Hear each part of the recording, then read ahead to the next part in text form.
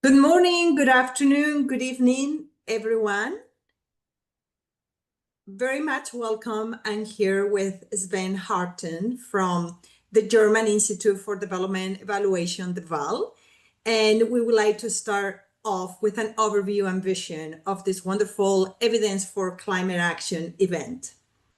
I am Carmen None. I am the Director of the Finance, Private Sector, Infrastructure, and Sustainable Development Department at the World Bank's Group Independent Evaluation Group, IEG. And again, on behalf of IEG, I want to offer everybody a warm welcome to what promised to be a series of valuable conversations during COP30 on the latest evidence for effective climate action. And we are gathering today at a critical moment, not only for the world, but for international development. And COP30 is coming at a time that the window limiting warning to 1.5 degrees Celsius is rapidly closing. And this is a challenge before us that we know is unprecedented. And in order to tackle it in an ambitious way, we need to do it at a speed and at a scale. And it's actually that implementation that requires something that we haven't always prioritized. And that is rigorous evidence of what actually works and what it doesn't work. And that's why evaluation is at the core of this and is more critical than ever. Also, we know that collaboration has become more important than ever in the face of multidimensional challenges such as climate change.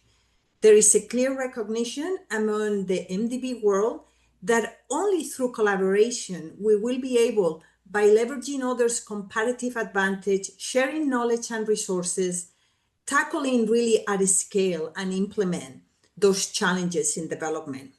And climate change is not anything different. The same applies to that. And that's why this very important event, E4CA, aims to be a model of that collaboration. It's a global platform that we want to share the latest evidence on climate action and take advantage of the occasion of COP30. We're going to have an exciting lineup of speakers from a range of not only evaluation functions, but also from other places that are related to evaluation. And we'll have united because we have a shared commitment to advance really climate action. It is very important with a strengthening evidence-based policy, with promoting inclusive development across sectors and regions. So we know that we have an evaluation gap in climate action.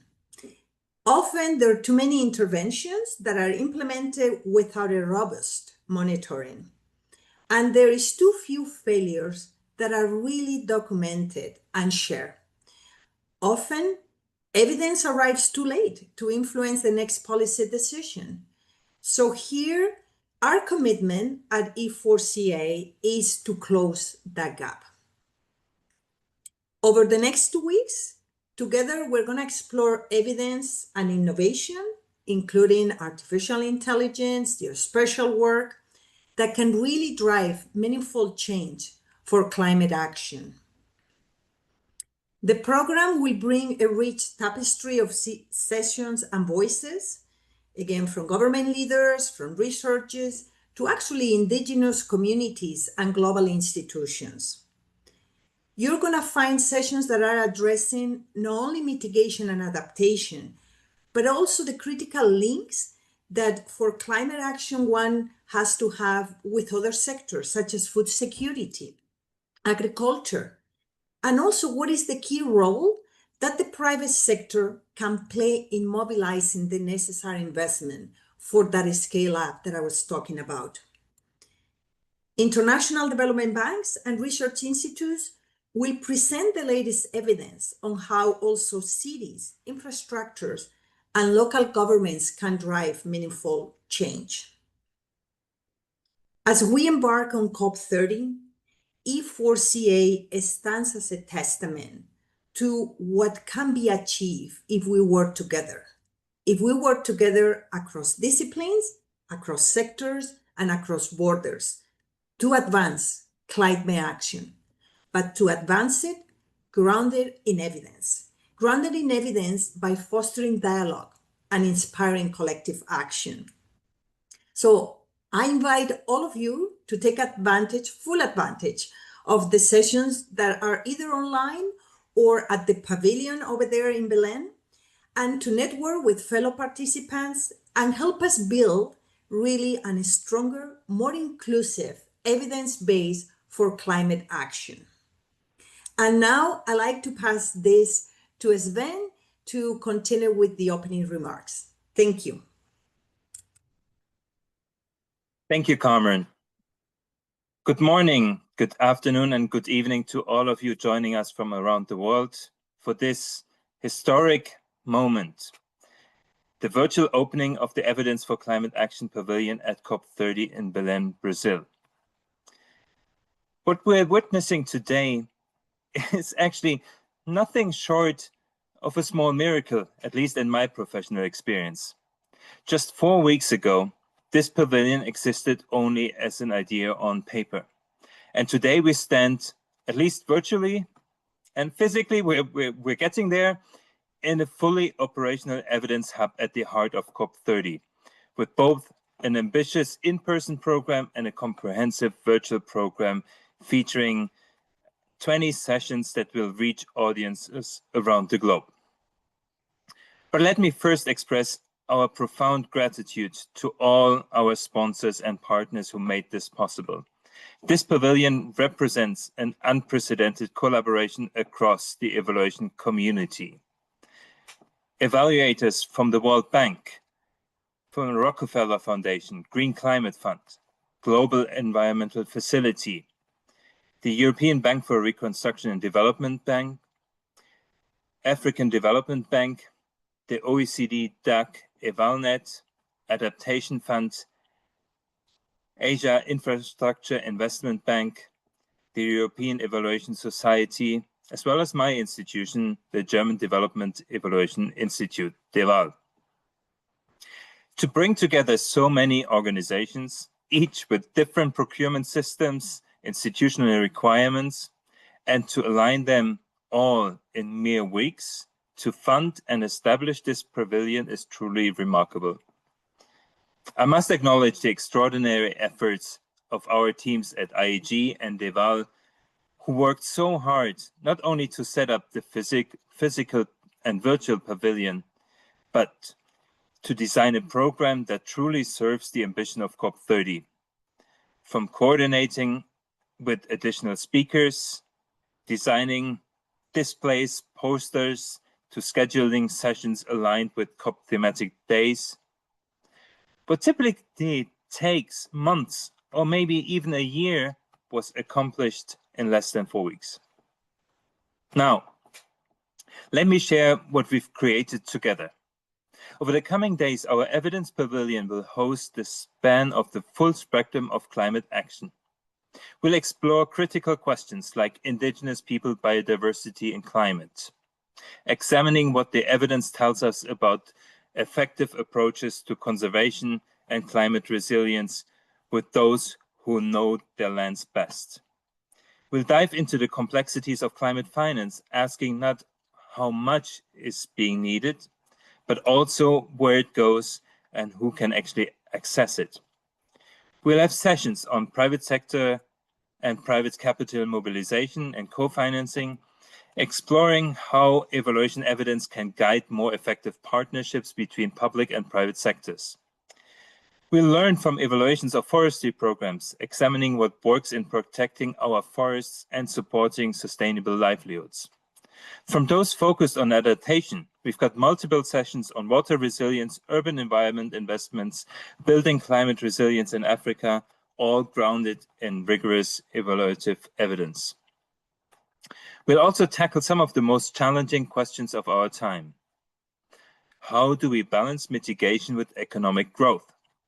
What is the role of transformative portfolios, green bonds, renewable energy transitions?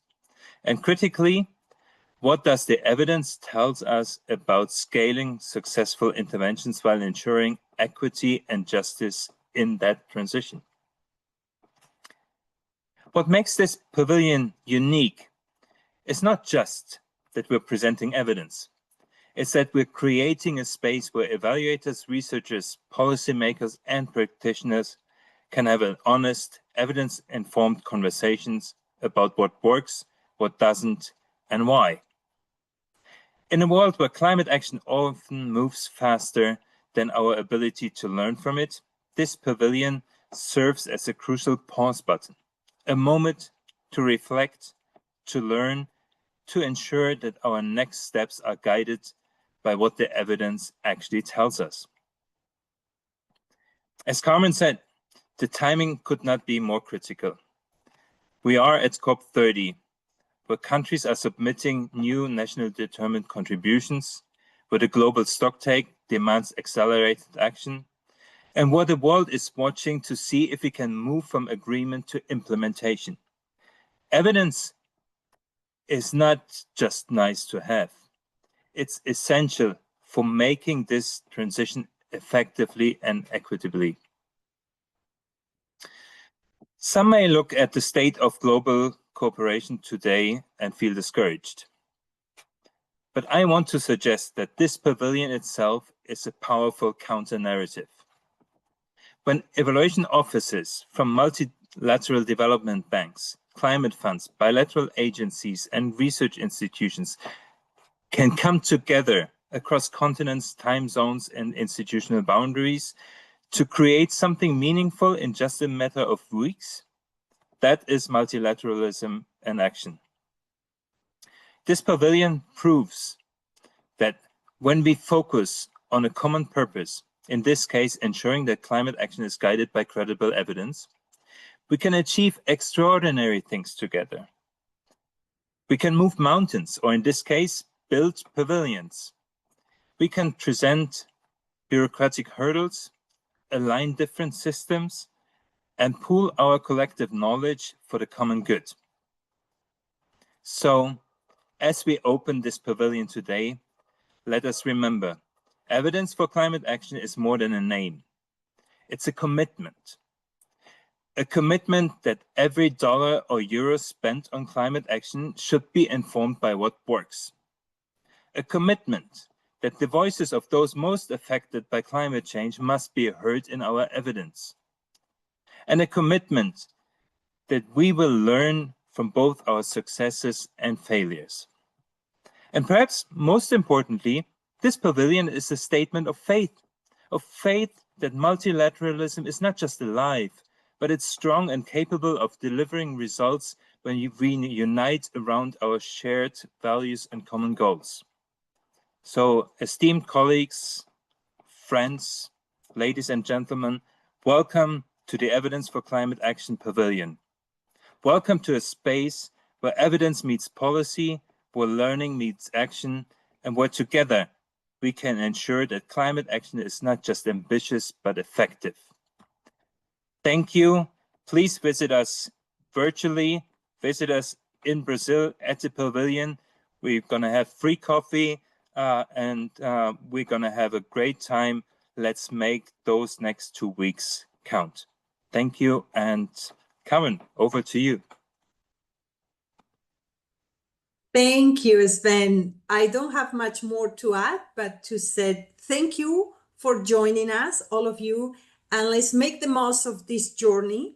This is an important journey of getting evidence for climate action, a great opportunity for us to learn, to share, and to inspire each other towards a more effective and equitable climate solutions world.